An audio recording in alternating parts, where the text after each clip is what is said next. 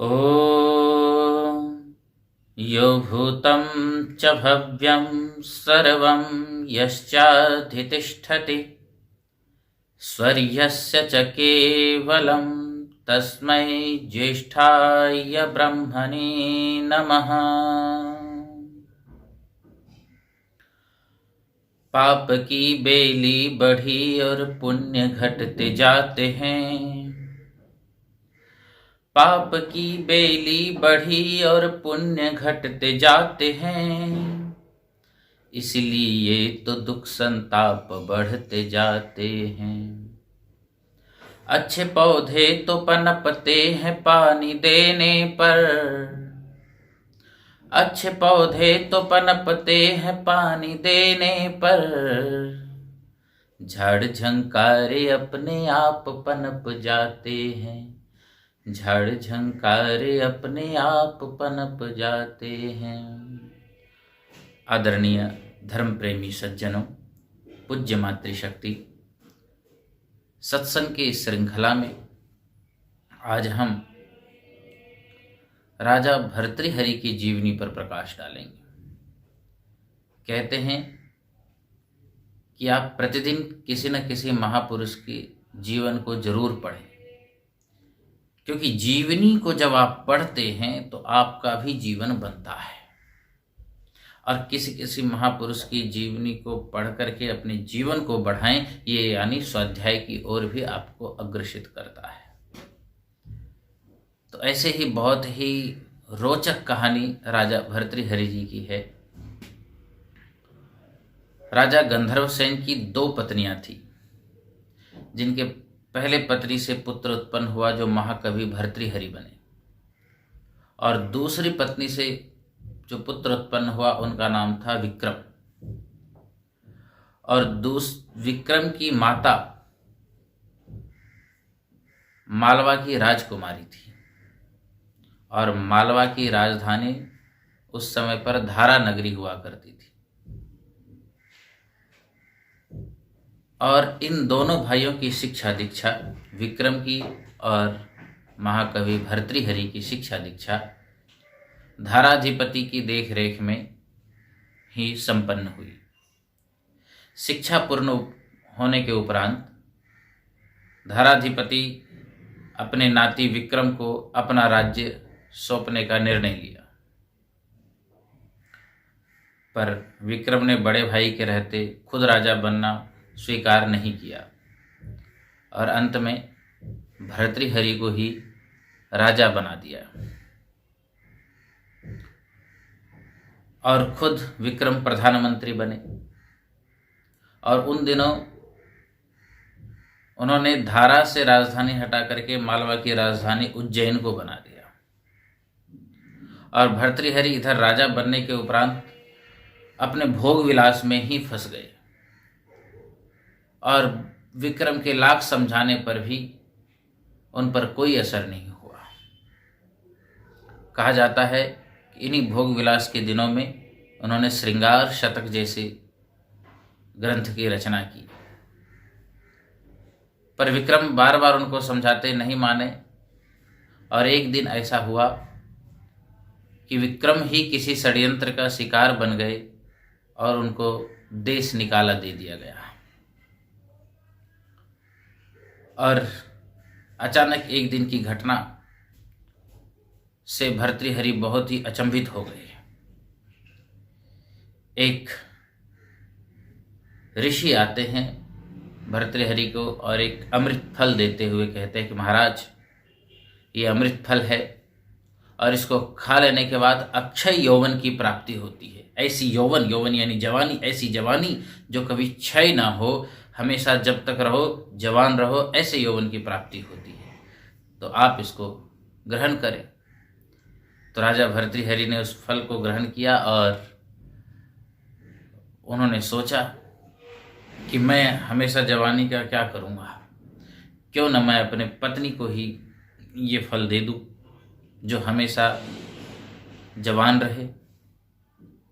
तो उसने अपने पत्नी को ये फल दे दिया। पत्नी किसी और से प्रेम करती थी, और पत्नी जब किसी और से प्रेम करती थी तो वो सोच रही थी कि मैं हमेशा जवान रह करके क्या करूँगी, क्यों ना मैं अपने प्रेमी को ये फल दे दूँ। तो पत्नी ने अपने किसी प्रेमी को ये फल दे दिया। जब वो जो प्रेमी था तो उस प्रेमी भी किसी और से ही प्यार करता था, तो उसने वो फल किसी वेश्या को दे दिया। जब वेश्या के पास वो फल आया तो जो वेश्या है वो भर्तृहरि के प्रति श्रद्धा प्रकट करती थी, वो फल वापस भर्तृहरि को दे दिया कि आप खाएं, आप हमेशा जवान रहें। जब भर्तृहरि के पास वो फल वापस आया तो भर्तृहरि बहुत ही अचंभित हुए। फिर उन्होंने विशेष पूछताछ की तो सभी प्रेम प्रसंगों का उनको पता चल गया, और जब उनको इन प्रेम प्रसंगों का पता चला तो उनको बहुत दुख हुआ। जब रानी को इस बात का पता चला कि राजा को ये बात पता चल गई तो रानी तो महल से कूद करके आत्महत्या कर ली। पर भर्तृहरि को वहीं से उनको वैराग्य पैदा हो गया और बड़े ही झल्लाहट में उसने एक श्लोक की रचना की, याम चिंतयामि सततम मयि सा विरक्ता साप्यन्यमिच्छति जनम सजनोन्यसक्तः अस्मत्कृते च परिशुष्यति काचिदन्या धिक्तां च तं च मदनं च इमां च मां च। कि याम चिंतयामि सततम, जिसके विषय में मैं दिन रात निरंतर चिंतन करते रहता हूँ, मयि सा विरक्ता, मेरे से वो विरक्त है, और वह विरक्त है यानी किसी और को चाहती है, और जो जिसको वो चाहती है वो भी कितना दुष्ट है कि वो उसको नहीं चाह के वो किसी और को चाहता है। और अस्मत् कृते, मेरे लिए तो कोई और ही सुखी चली जा रही है। वो वैश्या राजा के प्रति श्रद्धा प्रकट करके वो फल उनको दे दिया, तो मेरे लिए तो कोई और ही सुखी चली जा रही है। तो उन्होंने धिक्कार देते हुए क्या, धिक्ताम च, धिक्कार है उस रानी को जिसको राजा भर्तृहरि प्यार करते थे। धिक्तम च, धिक्कार है उस प्रेमी को जो उसकी रानी से प्यार करता था, यानी उसकी रानी जिससे प्यार करती थी। और धिक्ताम च तम च मदनम च, और उस मदन यानी कामदेव को धिक्कार है जिस काम भावना से एक दूसरे को बांध करके ही संसार में रखता है, उसको भी धिक्कार है। और इमाम च, इस जो वैश्या जो आई है इसको भी धिक्कार है, और माम च, मुझे भी धिक्कार है। इस तरह का वैराग्य उसी व्यक्ति को हो सकता है जो बहुत ही भोग विलास में फंसे हैं। अचानक जिस दिन बुद्धि खुलती है वो सीधे सीधे वैराग्य को प्राप्त होते हैं।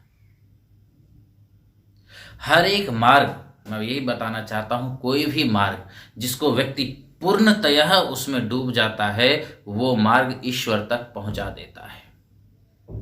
अगर भर्तृहरि पूर्णतः श्रृंगार में नहीं डूबे होते, भोग विलास में नहीं डूबे होते तो ये घटना आम होती। वह पूर्णतः उसमें डूबे थे इसलिए वह वैराग्य को प्राप्त हुए। पर उन व्यक्तियों के लिए यह दिक्कत हो जाता है जो किसी भी कर्म को पूर्णतः उसमें डूब के नहीं करते। अरे अंगुलीमाल डाकू जब तक डाकू रहा तब तो पूर्णतः वह डाकू रहा, पर तुरंत वैराग्य हो गया। क्यों? क्योंकि वह जिस काम को करता था पूर्णता के साथ करता था, उसके अंदर वैराग्य आया। तो पूर्णता के साथ, जब वो डाकू था तो पूर्णता के साथ, जब वो साधना किया तो पूर्णता के साथ ही वह वैराग्य को प्राप्त हुआ। तो किसी भी कर्म को अगर आप पूर्ण रूप से करते हैं, पूरी गहराई में करते हैं, तो उस कर्म का फल ही आपको वैराग्य तक ले जाता है।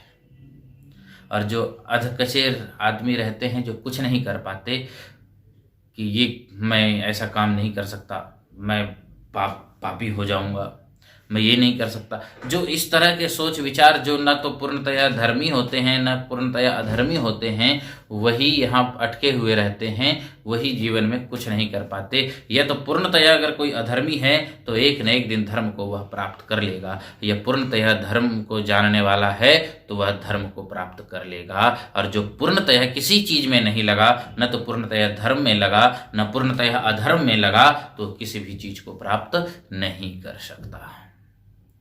और ये कहानी उन लोगों के लिए भी है जो कहते हैं कि अब मैं धर्म कर्म करूँगा तो मुझे कोई लाभ नहीं, मैंने जीवन में बहुत पाप किया है, अरे बहुत भोग किया है, अरे बहुत भोग विलास राजा भर्तृहरि ने भी किया, पर एक ज्ञान की किरण उनके जीवन को चमत्कारित कर दिया, और जो अब राजा भर्तृहरि से वह एक सन्यासी भर्तृहरि बन गए और वैराग्य को प्राप्त हुए। और इसी तरह हम भी अपने जीवन को कभी अधकचरा ना बनाएं, जिस चीज को करें पूर्ण करें, यही इस कहानी का संदेश है। और इतना ही कह करके मैं अपने वाणी को विराम देता हूँ। इति ओम शम।